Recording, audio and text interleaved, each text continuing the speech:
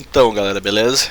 Voltando então aqui mais pro o tutorial. No último tutorial eu mostrei um pouco mais sobre rotas dinâmicas, né? Como a gente recebe as variáveis, né? E pode utilizar elas através da nossa lógica ali, da nossa rota, né? E utilizando ela através dos métodos ali. Agora eu vou tentar mostrar então um pouco mais para vocês sobre templates, sobre o que eu mostrei previamente, né? Sobre como renderizar um template já. E aqui a gente utiliza então uma lógica, né? Do próprio Flask, né, que ele utiliza o Jinja, né, escreve acho que é assim. O Jinja então é a parte da renderização dos templates, né, que ele vai utilizar as variáveis, ele vai deixar de forma mais dinâmica, e eu posso utilizar dentro do próprio template os blocos, né, da lógica de programação de Python, né, então eu posso usar condições ali, eu posso usar loops, posso usar o if, né, enfim, tudo isso que Python oferece eu posso usar ali dentro, né, dentro do HTML.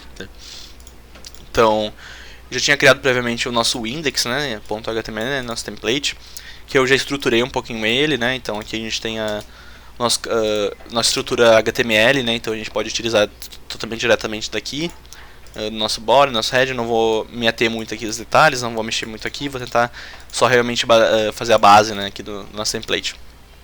Eu criei então uma lista, né, de to-do lists, então coisas que tem que se fazer, ou estão prontas ou não. Eu não vou utilizar banco de dados aqui, eu não vou me ater muito a isso, então realmente eu vou tentar simular nessa parte do banco de dados, então criar sempre linhas que recebem como se fossem colunas, né? Então, antes de mais nada, eu vou até criar outra rota aqui pra vocês, eu vou criar uma rota get, e eu vou chamar ela de to-do. Então, opa, to-do list, e retornar. Como eu mostrei então previamente, a gente pode retornar um template já, né, criado. Então aqui eu vou retornar já o index. Ele já está por padrão então também setado que a pasta dos templates vai ser o templates aqui dentro. O app mesmo já faz esse trabalho pra gente, né. Então aqui eu já vou estar renderizando. Aqui no caso eu não tenho nada, né, vou escrever qualquer coisa, literalmente qualquer coisa. Vamos só conferir, né, aqui eu vou rerodar então o nosso servidor.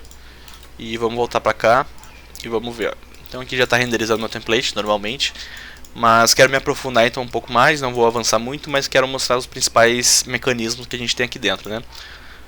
Primeiro de tudo, o que um template permite é acessar as variáveis do próprio aplicativo. Como o próprio aplicativo ele não tem variáveis que o próprio usuário cria, que a gente cria ou que quem fez a requisição está enviando, né, de forma dinâmica, ele consegue acessar só as do aplicativo. Então o que a gente pode fazer através disso é enviar uma variável para ele como se fosse um parâmetro. Então, por exemplo, vou criar de novo, né, uma variável name, e aqui vai ser o nome que está recebendo o próprio usuário, e aqui eu estou enviando como name, ó, que eu tenho que receber, né, na própria função.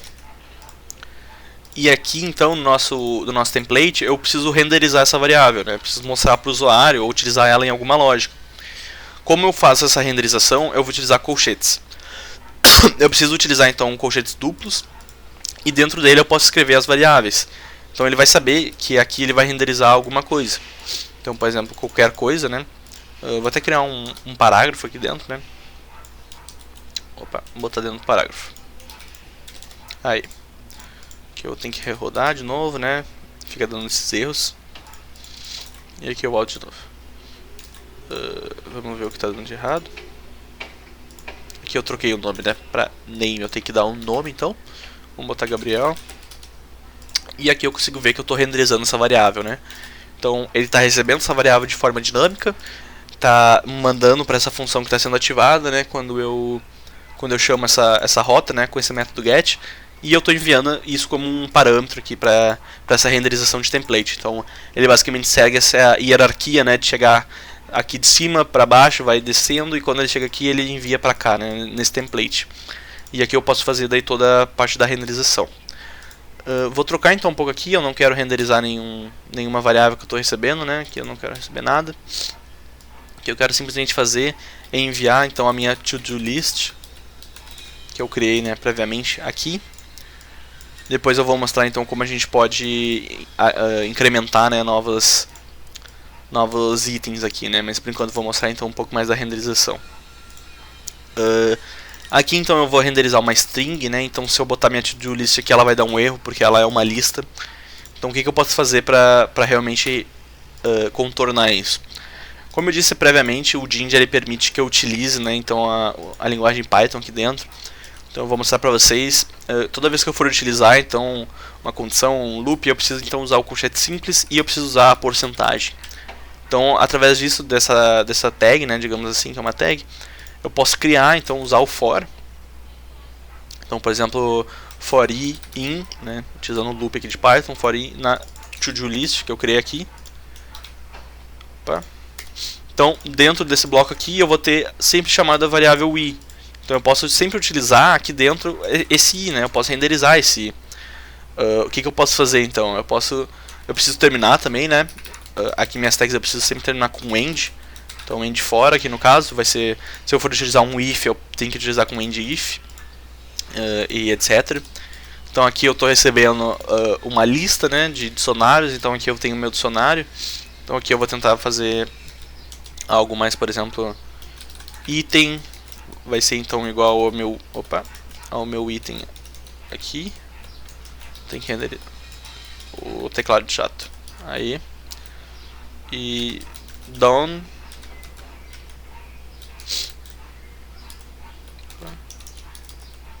Done. Então aqui eu vou ter que vir em i, né? E aqui eu vou ter que chamar o to do. Que aqui é chamando o valor, né, desse dicionário. E aqui eu vou ter que chamar então o i e done. Acredito que aqui, por ser um booleano, ele pode me trazer um erro aqui, né? Mas qualquer coisa a gente pode já converter isso. Vamos então testar. Já está rodando. Vamos vir aqui. Tem que tirar o nome, né? A URL é só to do agora. E ele já faz a conversão para mim. Então aqui eu posso ver que eu tenho um item. Está chamando então o valor do item. Aqui está chamando se é false. E é basicamente isso, né? Então que a gente vai utilizar. A gente está usando um for aqui dentro, né? Então se tu entende ali de Python, né, da lógica, vai ser algo bem simples para te entender isso daqui, né? Eu vou tentar avançar um pouco mais. Vou mostrar como é que funciona o if. Então aqui, por exemplo, eu vou tirar essa parte aqui. E aqui eu vou deixar então só o item. E aqui eu vou criar então a parte do if, ó. O que eu vou fazer com isso? É colchete simples. Que eu vou utilizar if e done. Quer dizer, ele vai ler então se é verdadeiro ou falso, né? Eu não preciso botar igualar nada aqui, porque isso daqui já lê se é true. Aqui eu preciso terminar então end if.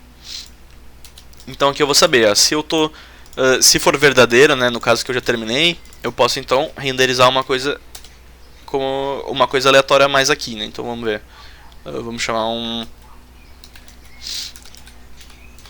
já terminado. Aqui eu posso então criar também um else. Vamos, um else para caso não esteja verdadeiro, então pendente. E aqui eu preciso terminar meu if, né? Então aqui a gente consegue ver então que a gente já está usando o for e o if aqui dentro, né? Juntamente do nosso template. Então vamos voltar ali. E aqui a gente vê, ó, tá quebrando uma linha, né? Porque é uma nova tag. Mas a gente consegue ver, ó, pendente já terminado. Enfim, ele está sempre renderizando a parte do template diretamente daqui, ó. E a gente consegue estar sempre utilizando essa parte aqui. Então não tem muito mistério, é algo bem simples da parte da renderização de template. Eu consigo pegar tudo que eu tenho aqui na minha lógica, né, do Flask, e trazer para cá, seja a lógica de programação ou seja as variáveis. Eu consigo ir um pouco mais além também, eu consigo receber as informações que eu tenho aqui no template através de uma rota aqui.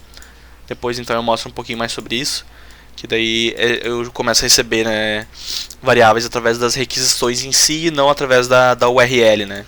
Eu envio como se fosse um body, como se fosse um JSON, né, como tinha citado anteriormente. Mas é isso, eu vou mostrar então nos próximos tutoriais. Por esse é isso então.